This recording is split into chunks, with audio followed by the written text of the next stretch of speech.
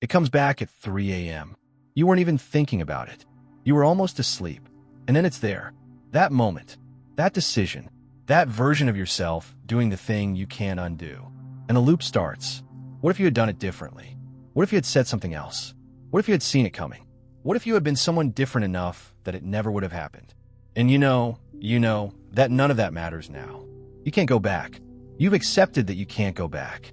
But the loop doesn't run on logic. It runs on something older than logic. And it plays all the way through. Again.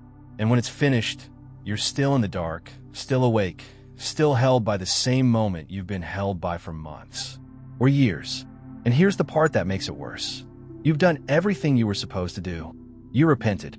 You asked for forgiveness. You made what amends were possible. And then 3 a.m. And you're right back in it.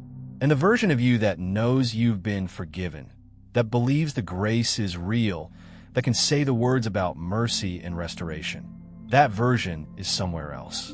And the version that is awake right now, in the dark, replaying it, that version has never quite believed any of it applied to this specific thing, to what you actually did. Here's what chronic guilt does that nobody describes accurately. It doesn't feel like guilt, not the acute kind, not the sharp, this is wrong feeling that shows up right after something happens. It feels like identity, like the thing you did has become an answer to the question of who you are. Not what you did in a moment, who you are, and you try to separate them. You've done the theological work.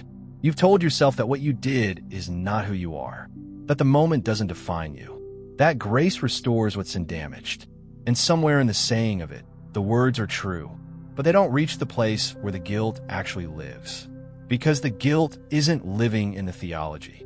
It's living in the body, in the tightness that comes when someone mentions something adjacent to the thing, in the automatic calculation you do when you meet someone new, figuring out how long before they'd know. The guilt has moved into the architecture of how you experience being yourself. And the grace arrived at the front door, and the guilt had already moved to the basement. And the two have never actually met. Here's something that doesn't get said clearly enough. Forgiveness and healing are not the same thing. And the church has often treated them as though they are. As if the declaration of forgiveness, God's, others, your own, is the end of the process. As if once the forgiveness is established, the guilt should resolve. And when it doesn't resolve, the conclusion is that something went wrong with the forgiveness, that you didn't receive it properly, that you're holding on to something you should release, that there's a spiritual malfunction in your processing of grace. But that's not accurate. Forgiveness addresses the legal reality. The debt is canceled. The offense is no longer held against you. The relationship is restored. And the body doesn't know any of that yet. The nervous system that held the shame of what happened, that absorbed it at a cellular level, that encoded it into the way you experience being yourself, that doesn't update when the forgiveness is declared. It updates through a different process, a slower one that isn't primarily theological, one that involves being fully seen in the worst of what you did by a presence that knows the specific thing and remains. The guilt in your basement isn't there because the forgiveness failed. It's there because forgiveness was never designed to do what healing does. And healing takes longer. And it's okay that it's taking longer. What if the guilt isn't a sign that you haven't received forgiveness? What if it's a sign that you haven't yet learned to receive yourself? Because here's what the loop at 3 a.m. is actually doing. It's not reminding you of the sin. You know the sin. It's showing you the version of yourself that committed it. And you have not yet been able to look at that version without collapsing into condemnation. You can extend grace to other people. You've probably done it. Someone told you something they did, and you listened, and you didn't move away from them. You understood the context. You held the complexity. You loved them in the specificity of the worst thing they told you. And you couldn't do that for yourself. Not because you're harder on yourself than others deserve. Because you know the inside of your story. You know the places where you could have done differently. You know what you were thinking. And that inside knowledge makes the grace harder to receive. Because you know it wasn't ignorance. And you don't know if grace was designed for knowing. But it was. Grace was specifically designed for the person who knows what they did. Not the person who acted without understanding. The person who understood, at least partly, and did it anyway. That is who the grace was written for, including you, especially you. Think about a scar, not a fresh wound, a healed one. The skin has closed. The bleeding stopped a long time ago. By every measure, it's healed, but the scar is still there, visible, sometimes tender. Sometimes you forget about it for weeks, and then something presses on it and you feel it again. Not because the wound reopened, because scar tissue is different from the original skin. It healed, but it healed into something that carries the mark of what happened. And nobody looks at a scar and says, "You should be over this by now." Because the scar is not the wound. The scar is what the wound became. And the becoming takes time. And the scar never becomes the original skin.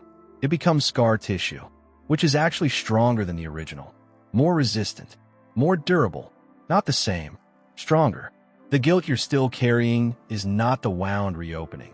It's the scar tissue forming. And scar tissue doesn't form overnight. It forms through the slow, quiet, unglamorous work of healing that happens below the surface. And you're not behind in this process. You are in it. And the 3 a.m. moments when it presses on you, those are not evidence that you haven't healed.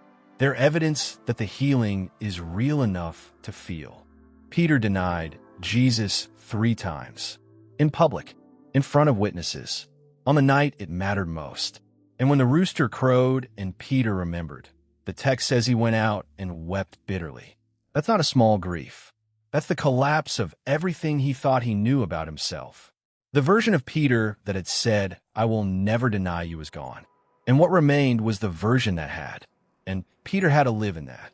After the crucifixion, during the 3 days, carrying the specific weight of knowing exactly what he had done and exactly when he had done it. And we don't know what those days looked like for him from the inside. But we know that the loop must have run.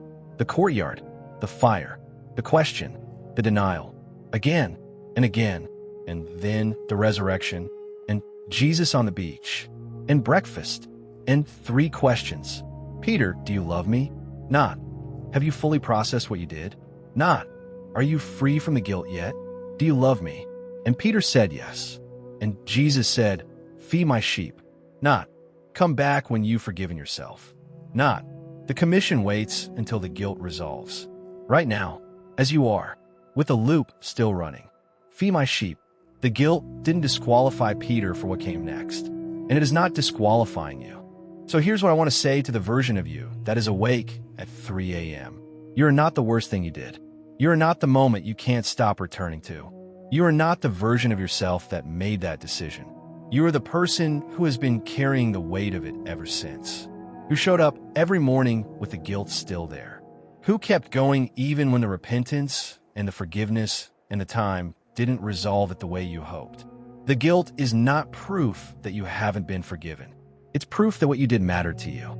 People who don't care don't carry guilt this long. The weight is evidence of conscience. And conscience is what makes healing possible. And the healing is happening. Slower than you want. Less visibly than you'd like. But it's happening. In the scar tissue forming below the surface. In the incremental, unmeasurable progress of a person learning to look at the worst version of themselves without collapsing. You don't have to be free of the guilt by tomorrow. You don't have to have fully forgiven yourself before God can use what you've been through. Peter fed sheep with the loop still running, and you could do whatever comes next. With the guilt still present, still healing, still becoming scar tissue. Because the version of you that is here right now, still going, still trying, still waking up, is already more than the moment that started the loop. Before you go, type these words in the comments. I'm not what I did. I'm still here. Not as a declaration that the healing is complete, as proof that it's happening. Because you're still here, and still here is the whole thing.